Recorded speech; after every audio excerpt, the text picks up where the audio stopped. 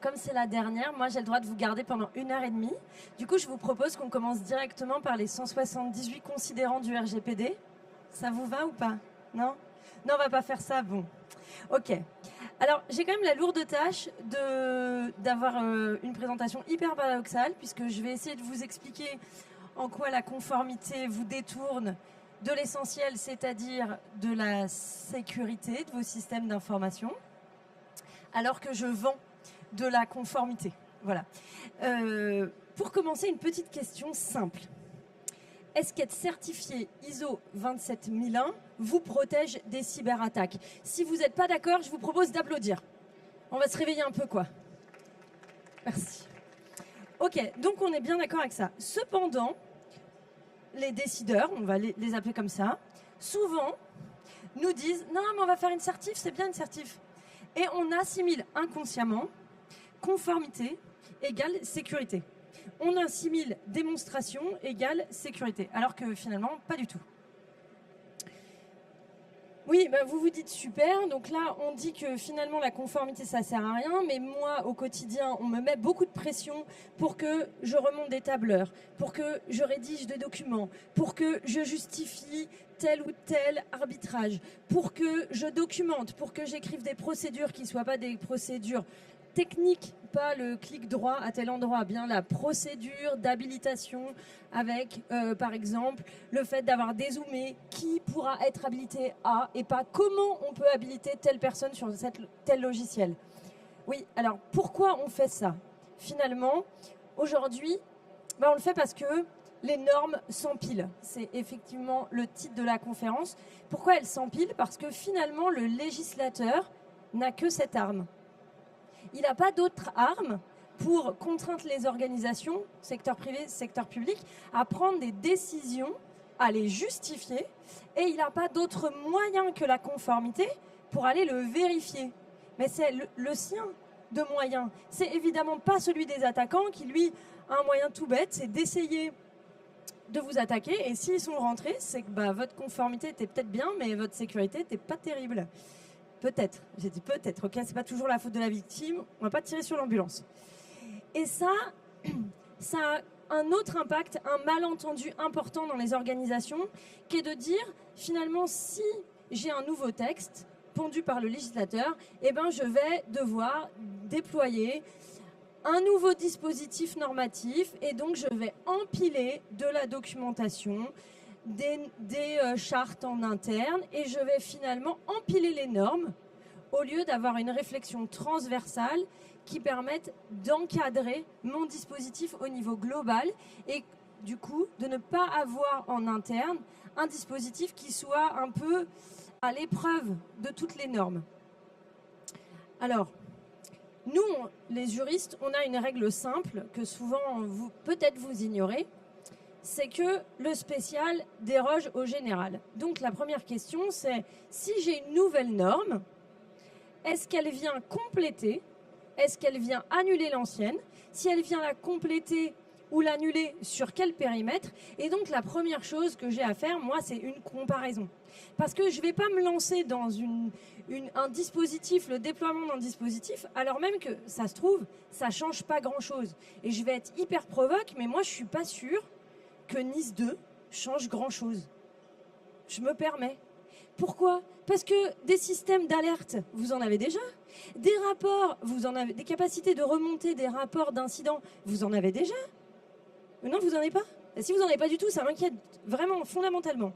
Mais vous en avez déjà. Finalement, ce que j'essaye de vous dire, c'est que la norme ici, elle vient couvrir des pans qui n'ont peut-être pas été suffisamment couverts, mais ça ne veut pas dire qu'ils ne sont pas couverts. Donc la question n'est pas de savoir si on rajoute une surcouche, mais plutôt de savoir quels sont les écarts effectifs sur lesquels je dois mettre mon business, enfin mon action, mes finances, ma stratégie, mes outils, etc. Mais pas recommencer à zéro et refaire tout. J'ai déjà eu ça dans des entreprises où on m'a répondu nouvelle norme, il faut refondre le dispositif. Alors, mon métier est passionnant, mais si à chaque fois on repart à zéro, vraiment, même pour moi, c'est la frustration assurée, quoi. C'est horrible. Donc non, on se pose la question sur la règle spéciale où est-ce qu'elle va, où est-ce qu'elle m'emmène, quel est le kilomètre supplémentaire qu'elle m'impose de faire. Mais le reste, je le garde. Je vous donne un exemple hyper simple. Dora. Dora n'a pas anéanti l'existence du RGPD. Par contre, sur certains aspects, il va s'y substituer. Mais on ne va pas empiler les normes. On est d'accord, on ne va pas tout faire 2 fois. On va le faire une fois. Si Dora impose une notification en 4 heures et la CNIL 24, évidemment, on va réfléchir dans ma notification dans les 4 heures. Je vais me poser des questions qui me permettent de répondre à celle des 24. Je ne vais pas faire 2 notifications, 2 documentations distinctes, complètement séparées, où je n'ai pas une logique globalisée. Sinon, je perds du temps, je perds de l'argent et je perds des collaborateurs aussi en cours parce que finalement, c'est moins clair. Ok ? Et ça, le fait de dupliquer, d'empiler et d'avoir ces mauvais réflexes qui est de dire, nouvelle norme, nouveau processus, nouvelle politique, nouvelle procédure, nouveau tout, ça nous fait poser un diagnostic simple, c'est que les réunions sur la conformité, vous n'en pouvez plus, on est d'accord. Franchement, et vous avez l'impression de perdre votre temps. Quand vous allez en réunion sur le nouveau cadre légal ou bien la nouvelle procédure ou bien la mise à jour d'une politique, vous perdez votre temps, on est d'accord, tout le monde fait ses mails. On écoute une fois le DPO parler et ensuite, qu'est-ce qu'on fait? On déplie ses mails. Qui fait pas ça, franchement? Ok? On est d'accord. Donc, ça vous fait perdre du temps. Si je perds du temps, moi, j'ai mobilisé des ressources, des équipes pendant ces réunions et vous avez l'impression que votre schmilblick n'a pas avancé. Mais spoiler alerte, il n'a pas avancé. Il n'a pas avancé parce que là, on vous propose d'empiler. Donc, il n'a pas avancé. Et donc, on a positionné la conformité quand on fait ça. On ne la positionne pas au bon endroit parce qu'elle ne nous permet pas d'avancer. Elle nous fait simplement nous justifier. Et c'est exactement là où il ne faut pas positionner la conformité. La conformité doit nous permettre d'avancer et pas d'empiler. Je ne dois pas me battre pour ma conformité, pour la démonstration de celle-ci. Je ne dois pas me battre pour avoir des beaux documents. Moi, je dis à mes clients, mais donnez-moi un A4 avec juste marqué en titre politique et puis un peu de détails, et je vais m'en sortir. Si vous avez une procédure, c'est pareil. C'est pas la peine que ce soit magnifiquement charté pendant des heures. Et alors, qu'est-ce qu'on met comme terme, etc. Non, qui, la fonction, le quoi, le comment. Ok, ça déjà, ça suffit. On n'est pas obligé de faire 25 pages, de repartir au tréfonds de la norme pour savoir. On ne va pas s'en sortir. Okay, et ça nous fait perdre l'objectif. L'objectif, c'est d'augmenter votre sécurité. Toutes les normes pondues par le législateur aujourd'hui, elles cherchent à augmenter la sécurité. Si je suis une entreprise du textile, je ne vais pas être soumise à NIS 2. Ouais, il n'y a pas beaucoup d'exceptions, mais il y en a une, c'est celle-là. Je vous assure, vous pouvez aller vérifier, elle n'y est pas.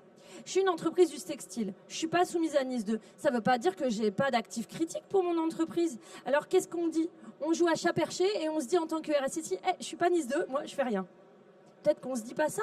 Peut-être qu'on se dit que cette logique, que je n'ai pas d'obligation légale de m'impliquer, elle a quand même une vertu.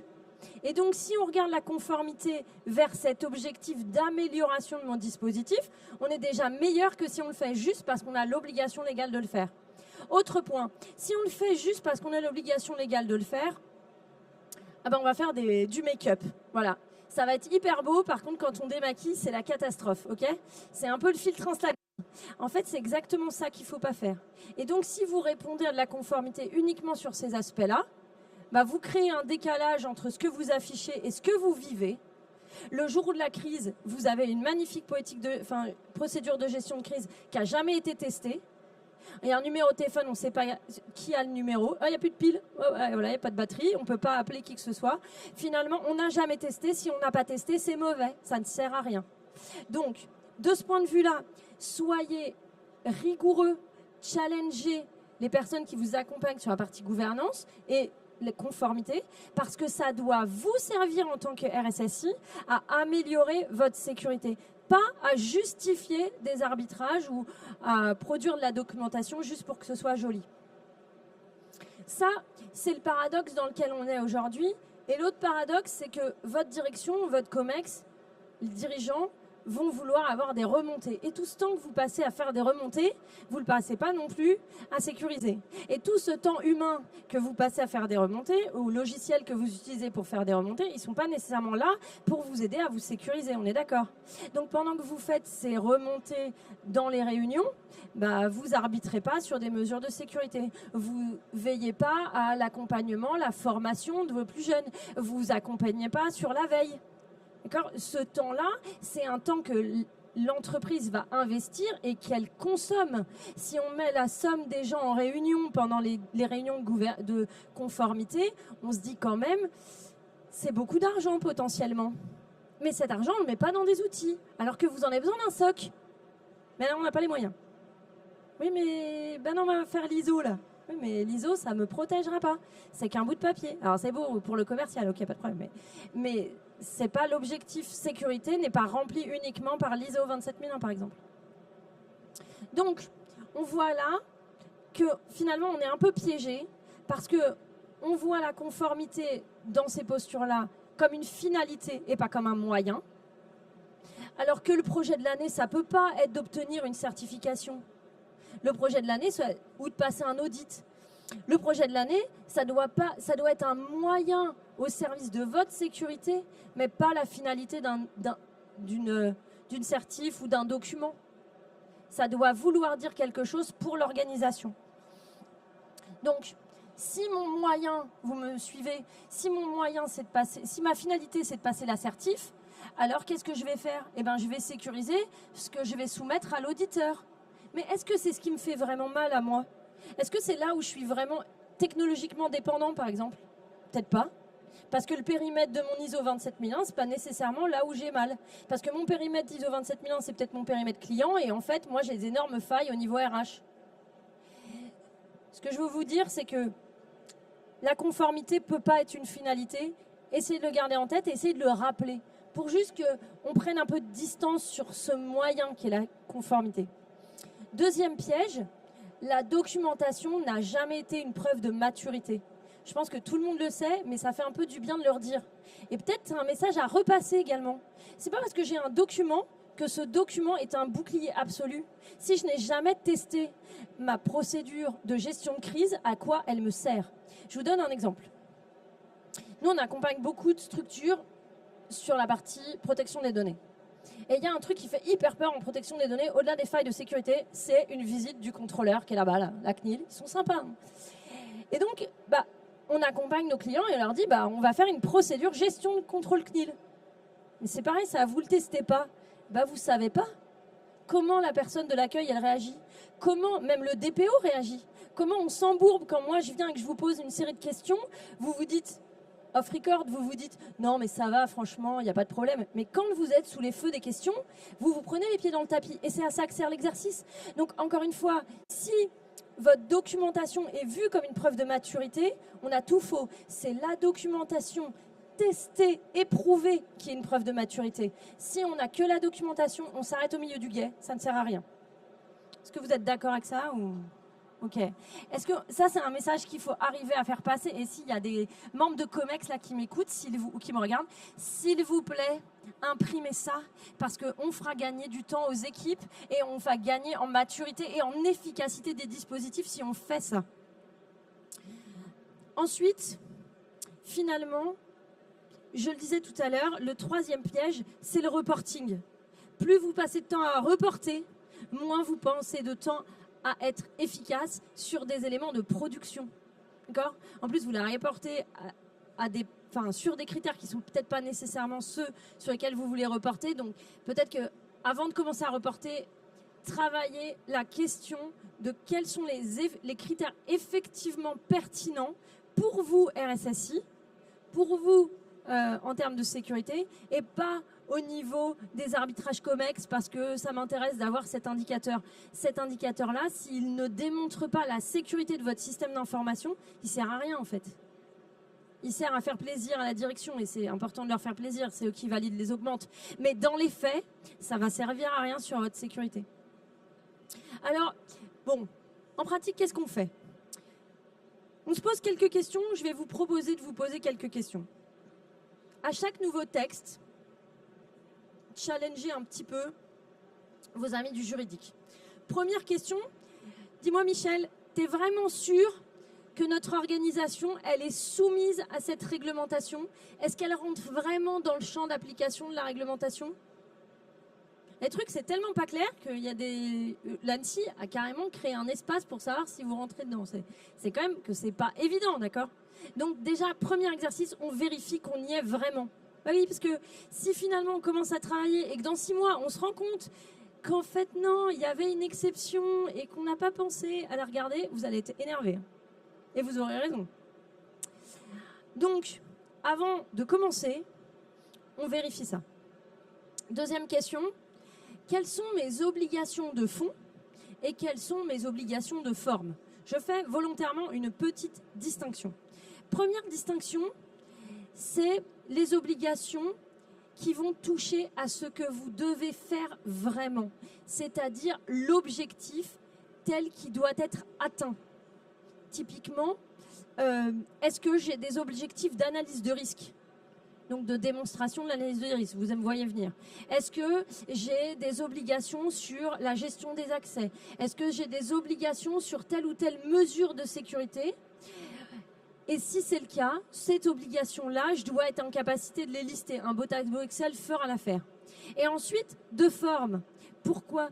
Parce que est-ce que j'ai des obligations dans le texte de démonstration de ces obligations techniques? Si oui, quelles sont-elles? Est-ce qu'on attend une politique, une procédure, un registre, une charte? Qu'est-ce qu'on attend? On n'attend rien, c'est pas précisé, ok, je suis libre. Donc je vais décider ce que moi, je veux mettre pour démontrer que j'ai réalisé cette obligation. Ok? Donc, première question, est-ce que c'est vraiment le champ d'application? Deuxième question, quelles sont mes obligations techniques et de démonstration, fond et forme? Ok? Troisième question, et ça c'est la question que tout le monde devrait se poser. Qui sont mes fournisseurs critiques? En externe, évidemment, mais aussi en interne. Parce que si j'ai des fournisseurs critiques en interne, il faut que je sache, il faut que je les protège. Si j'ai pensé un système avec une autonomie, ok, comment je m'assure que c'est bien protégé? Comment je m'assure qu'eux, ils ne vont pas être défaillants? Parce que s'ils supportent toute la boîte derrière, ça va être en cascade. Pourtant, c'est de l'interne. Hein. Donc, ce n'est pas que les fournisseurs externes que je vise. C'est vraiment l'interne. Typiquement, votre SIRH, on pourrait dire d'un point de vue métier, c'est clairement pas essentiel. Ok, demain, vous avez toute la boîte, le SIRH tombe, vous ne pouvez plus passer les payes. Ah, je pense que ça va devenir essentiel. Hein. Vous pourrez toujours continuer à facturer les clients, mais vous aurez un petit lever de bouclier qui va pas vous faire dormir la nuit. Hein. Okay, donc pourtant, ça ne paraît pas essentiel d'un point de vue business. Mais c'est critique pour l'organisation. Donc se poser cette question de mes fournisseurs critiques. Et là, vous voyez bien que mes questions, elles sont générales. Et en fait, c'est parce qu'il n'y a rien de nouveau sous le soleil. Toutes les normes telles qu'elles s'empilent aujourd'hui, toutes les nouvelles normes vont toujours dans le même sens. On vous demande quoi? Responsabilité, démonstration, capacité de documentation, mais également vis-à-vis de vos fournisseurs et vis-à-vis de vos tiers. Vous le retrouvez tout le temps. Que ce soit NIS 2, RGPD, Cyber Resilience Act, règlement IA, vous le retrouvez à chaque fois.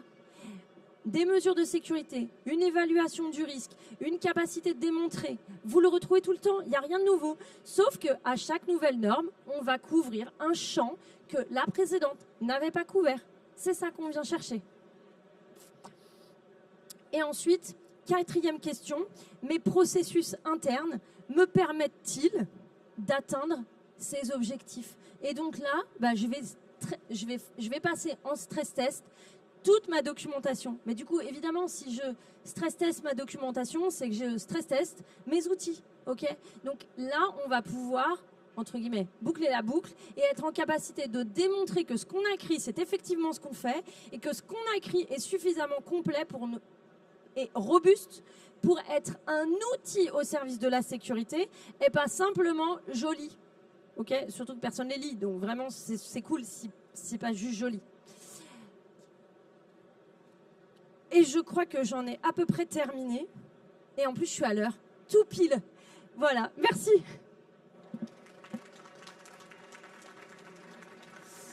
Alors, je vous avais demandé, avant de commencer, parce que j'étais toute seule, si vous aviez des questions et vous n'en aviez pas. Du coup, est-ce que mon intervention a fait naître des questions chez vous? Allez-y. Comme on n'est pas bloqué, qu'on n'a pas fait les 178 considérants du RGPD, je peux répondre à des questions pendant à peu près 1 heure et quart. Hein, c'est comme vous voulez. Sinon, on va boire des coups. C'est sympa aussi.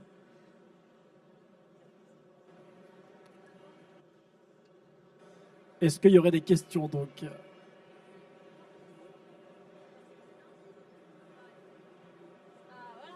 Question.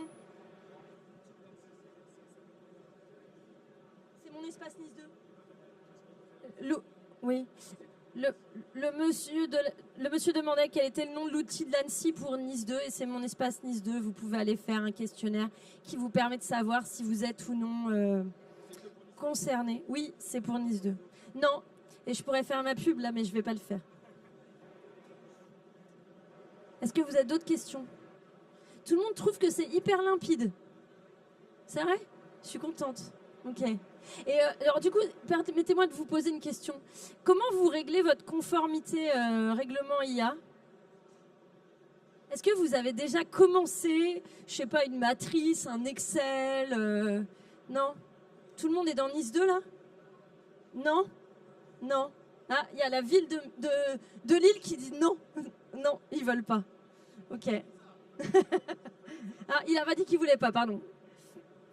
Alors, non, vous n'avez pas commencé? Non? Ok. On ne parle pas aux délégués de la protection des données, on ne travaille pas sur des solutions IA, on n'en met nulle part, tout va bien. Ok. Comment? Ah, on se pose des questions sur la dangerosité de l'IA? Ok. RH. Il y a de grandes questions sur le RH.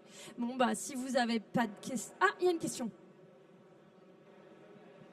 Non, sur les risques, quand même, on s'intéresse sur la 42001 et puis sur la 2790 sur les risques de l'IA. Quand on va vouloir les intégrer, c'est encore à l'état de draft, mais je pense qu'il faut avoir un petit train d'avance pour ne pas être trop en retard après. Alors, justement, sur ce train d'avance, une astuce, ok ?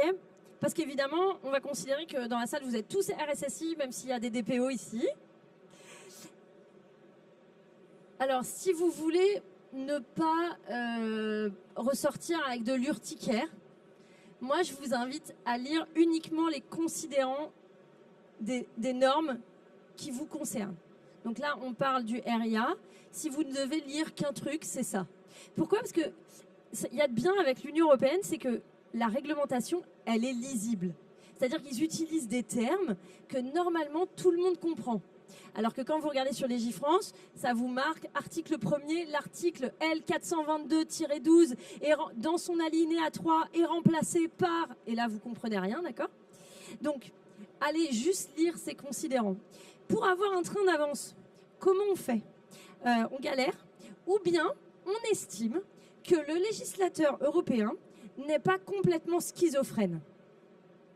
On pourrait estimer ça. Et on peut aussi estimer que les autorités européennes de protection des données ou autres, comme nos homologues de l'ANSSI, ne sont pas également schizophrènes et donc ils auront une démarche identique dans l'appréciation des textes et dans les obligations qui vont avec. On peut prendre ces deux principes-là. Et ensuite, je vais me permettre une troisième voie.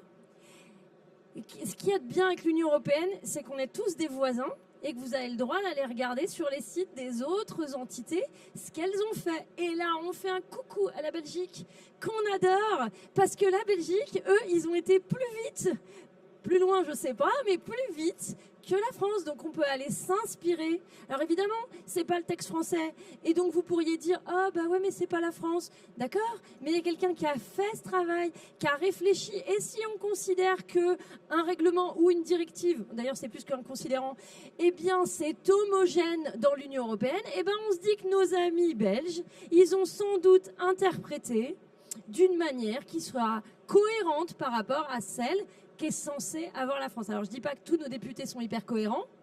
Salut les gars. Mais on peut espérer que ce soit le cas quand même. Donc, si vous avez un doute, s'il y a quelque chose sur lequel vous n'avez pas de réponse, allez voir la Belgique, l'Allemagne, l'Espagne, le Luxembourg. Ils ont produit des choses. Allez vous inspirer. Même l'Angleterre, à l'époque, RGPD, Ah, ils sont partis. À l'époque, RGPD, ils avaient fait une grille avec des questions qui étaient hyper bien élaborées. Et encore aujourd'hui, parfois, je me dis, cette grille, elle est intelligente. Et donc, ça permet de nourrir la réflexion. Bien sûr que ce n'est pas un blanc-seing, bien sûr que ce n'est pas la norme française, mais ça nous permet d'avoir ce coup d'avance. Voilà. Je vous laisse aller boire un verre. Ah, vous avez une question, la dernière. Après, c'est promis, vous allez boire un verre.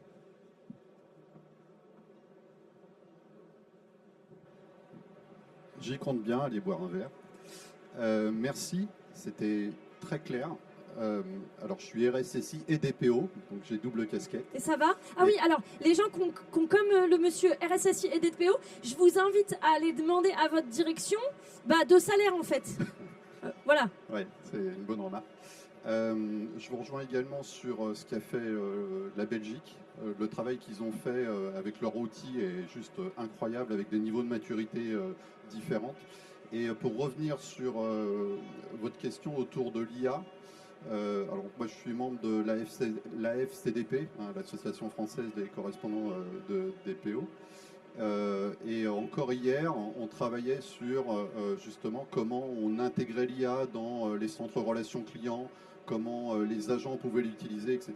Donc il y a des travaux qui sont en train d'être menés et il y aura des guides de bonnes pratiques et de facilités qui seront publiés et on est en relation avec bien évidemment l'ANSSI et la CNIL sur le sujet. Donc on n'est pas tout seul. Voilà, c'était plutôt ça mon retour d'expérience. Et non, vous n'êtes pas tout seul, en effet.